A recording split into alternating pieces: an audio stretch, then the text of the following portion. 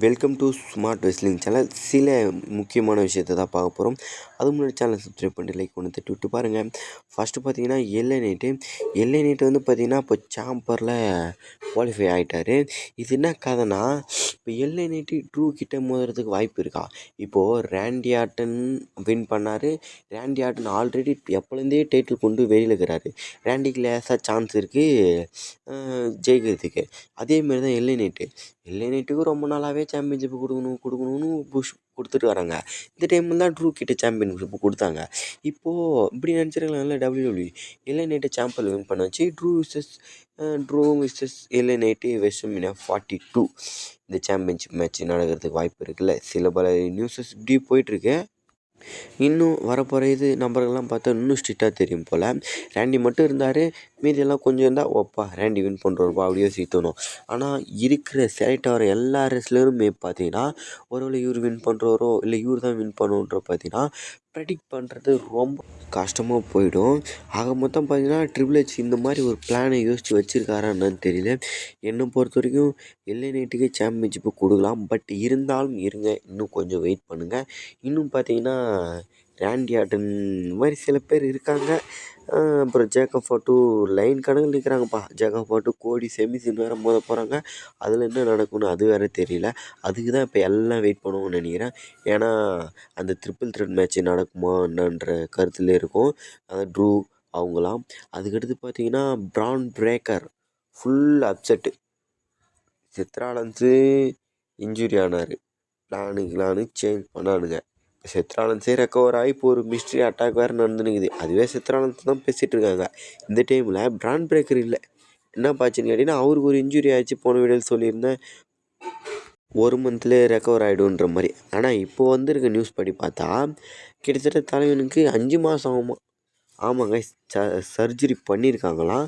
Surgery பண்ணதில் கொஞ்சம் கிரிட்டிக்கலாக ஆன ஸ்டேஜில் பார்த்தீங்கன்னா அப்படி ஆனதால் இப்போது 5 மந்த்து கிட்டத்தட்ட தலைவனால் வர முடியாது. அப்படின்னா பார்த்துக்கோங்களேன், இப்போ இருந்தே கிட்டத்தட்ட WrestleMania முடிஞ்சு தான் வருவார் போல். அப்படி தான் சில போயிட்டுருக்கு. அப்போது பிரான் பிரேக்கர் அன்லக்கி கைன்னு தான் சொல்ல முடியும். அவர் பார்த்தீங்கன்னா மெயின் ஈவெண்ட்டில் சாதிப்பார். WrestleManiaவில் தாறுமாறாக பண்ணுவாருன்ற பல கேள்விகள் பல விதமாக பேசிகிட்டு இருந்தாங்க. என்ன இருந்தாலும் தலைவனுக்கு அதை கொடுத்து வைக்கல போல். இன்ஜுரி ஆகி இவரோட பிளானு எல்லாமே பார்த்தீங்கன்னா ஸ்பாயில் ஆகிடுச்சு, சொதப்பிடுச்சு. இதுக்கப்புறம் என்ன பண்ணுவாருன்னு தெரியல. அதுக்கப்புறம் WrestleManiaலாம் முடிஞ்சு புது பிளான் போட்டு தான் எதாவது பண்ணி ஆகணும். வேறு வழியே இல்லை.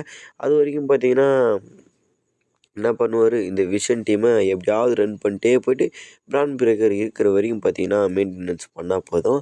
அதுக்கடுத்து பார்த்தீங்கன்னா இந்த ஊசோஸ் ஜிம்மி என்ன சொல்லியிருக்காருன்னா, என்னோடய தம்பியான அவனும் சாம்பரில் இருக்க போகிறான். குவாலிஃபை மேட்ச்சில் ப்ளே பண்ணி சாம்பரை வின் பண்ணி டபுள் சாம்பியன் ஆகுன்ற மாதிரி சொல்லியிருக்காரு.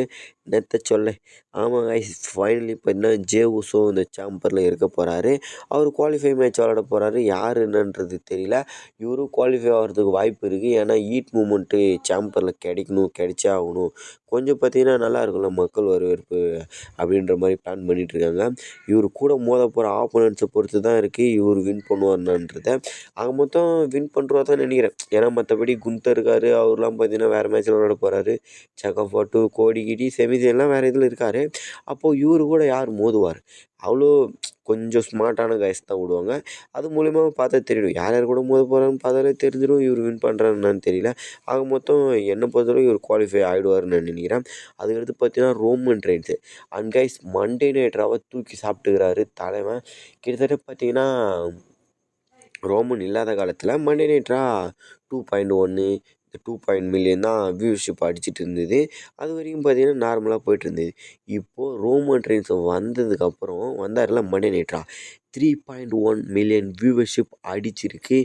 ஒரு என்ன சொல்கிறது, சாதனையை படைச்சிருக்காரு.